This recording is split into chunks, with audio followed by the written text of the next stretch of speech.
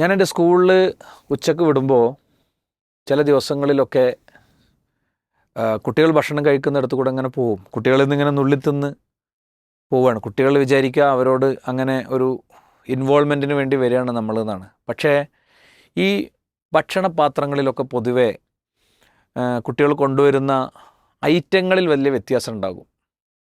ചില കുട്ടികൾ മിക്കവാറും ദിവസം മാംസ ഭക്ഷണങ്ങൾ കൊണ്ടുവരും. ചില കുട്ടികൾക്ക് വേറൊരു ചമ്മന്തി ഉണ്ടാവുള്ളൂ. ചില കുട്ടികൾക്ക് ഒന്നും ഉണ്ടാകില്ല. ഇത് വീട്ടിലെ ദാരിദ്ര്യം കൊണ്ട് മാത്രം ആകുമെന്ന് ഞാൻ പറയുന്നില്ല. പക്ഷേ നമ്മൾ നമ്മുടെ അയൽപ്പക്കത്തൊക്കെ ഉള്ള വീടുകളൊക്കെ ഒന്ന് പരിശോധിച്ചാൽ എല്ലാ ദിവസവും മീനും മാംസമൊക്കെ ഉള്ള വീടുകളും ഇതാഴ്ചയിൽ ഒരിക്കൽ മാത്രമുള്ള വീടുകളും ഇതൊട്ടും ഇല്ലാത്ത വീടുകളൊക്കെ ഉണ്ടാകും. ഇന്നൊക്കെ ഇപ്പോൾ പട്ടിണി ഉണ്ടോ, റേഷനരി കിട്ടണില്ലേ എന്നൊക്കെ ആളുകൾ ചോദിക്കും. ഞാൻ വെറുതെ ചോദിക്കുകയാണ്, റേഷനരി വെച്ചിട്ട് ആ റേഷനരി കൊണ്ട് മാത്രം അതിലേക്ക് ഒന്നുമില്ലാതെ കഴിക്കാൻ നിങ്ങൾക്ക് എത്ര ദിവസം സാധിക്കും? നിങ്ങളുടെ മക്കൾക്ക് എത്ര ദിവസം സാധിക്കും? ഒരു 10 ദിവസം തുടർച്ചയായി ഇങ്ങനെ വെച്ചു കൊടുക്കേണ്ടി വരുമ്പോഴുള്ള സ്ഥിതി എന്തായിരിക്കും? അതുകൊണ്ട് ഇത് നമ്മൾ ഔദാര്യമൊന്നുമല്ല, അല്ലേ?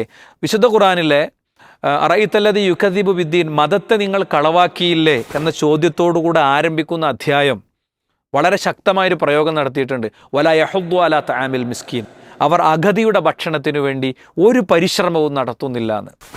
നമ്മളിവിടെ വിസ്ഡം യൂത്ത് ട്രീറ്റ് പദ്ധതി നടപ്പിലാക്കിയത് തന്നെ നമ്മുടെ ഒരു സഹപ്രവർത്തകൻ ഒരു വീട്ടിൽ ചെന്നപ്പോൾ 3 ബുദ്ധിപരിമിതിയുള്ള കുട്ടികൾ, വാപ്പാക്ക് ജോലിയില്ല, കിറ്റും കാത്തിരിക്കുകയാണ് ഈ സ്ത്രീ. അങ്ങനത്തെ 100 കണക്കിന് വീടുകൾ നമ്മുടെ സമൂഹത്തിലുണ്ട്.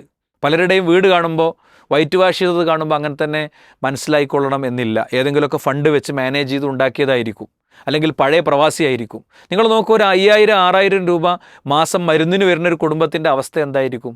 അപ്പോൾ അതുകൊണ്ട് തന്നെ നമ്മൾ ട്രീറ്റ് പദ്ധതി നടപ്പിലാക്കി വരികയാണ്. അത് കൂടുതൽ ശക്തി പ്രാപിക്കുകയാണ്.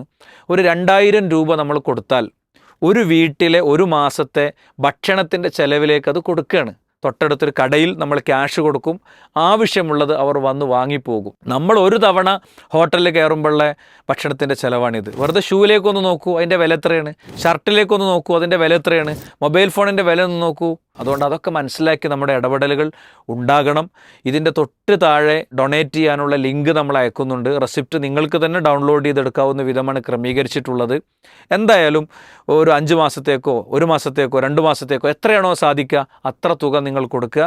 ബാറക്കല്ലാഹു ഫീക്കും ജമീഅൻ. അസ്സലാമു അലൈക്കും വറഹ്മത്തുള്ളാഹി.